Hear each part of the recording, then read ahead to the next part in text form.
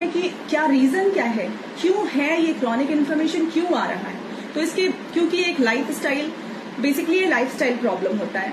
तो वो लाइफस्टाइल से जुड़े हुए बहुत सारे फैक्टर्स हैं जिनको हम डिस्कस करते हैं वन बाय वन। जैसे सबसे पहले फूड, हम खाने की बात करें तो खाने की वजह से इन्फ्लेमेशन हो रहा है। क्यों हो रहा है? जैसे हमारा डाइट में बहुत सारे लोग अनहेल्दी डाइट है, बहुत सारे लोग जंक फूड बहुत ले रहे हैं, प्रोसेस्ड फूड बहुत ले रहे हैं, एक्सेस में शुगर है, रिफाइंड ऑयल वाली चीजें बहुत हैं। तो ये सारी चीजें इन्फ्लेमेशन कॉज करती हैं। फॉर एग्जाम्पल, हमने कई बार देखा होगा आप लोगों ने कि अगर कोई बहुत पार्टी करते हैं ना, आजकल के जो यंगस्टर्स हैं, they use to do a lot of party. रात में उन्होंने लेट नाइट पार्टी होती है उनकी, और फिर वो उसमें कोल्ड ड्रिंक भी चल रहा है, हार्ड ड्रिंक भी चल रहा है उनका, और वो बहुत सारे स्नैक्स ले रहे होते हैं।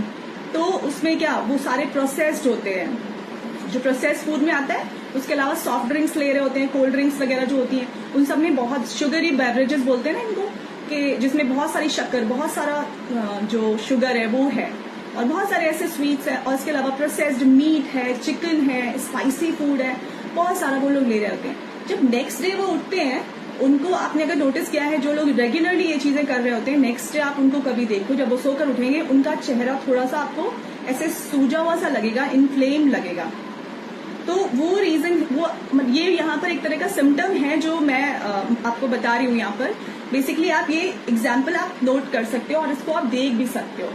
तो यहाँ पर हुआ क्या, यहाँ पर जिन लोगों ने ज्यादा रिफाइंड कार्ब, शुगर खाया लिया, उन्होंने, उनका जो ब्लड का ग्लूकोज लेवल था वो बढ़ गया।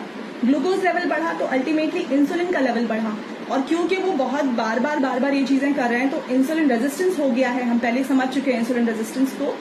अब इंसुलिन रेजिस्टेंस होने के बाद बॉडी के अंदर इन्फ्लेमेशन जो एज अ रिस्पॉन्स, क्योंकि इंसुलिन इतना निकल चुका है बॉडी के अंदर, इतना ब्लड में आ चुका है, अब बॉडी को ये लग रहा है कि ये इंसुलिन ठीक नहीं है बॉडी के लिए, तो उसके अगेंस्ट में फाइट करती है, और फिर वो धीरे धीरे करके इन्फ्लेमेशन कॉज होता है।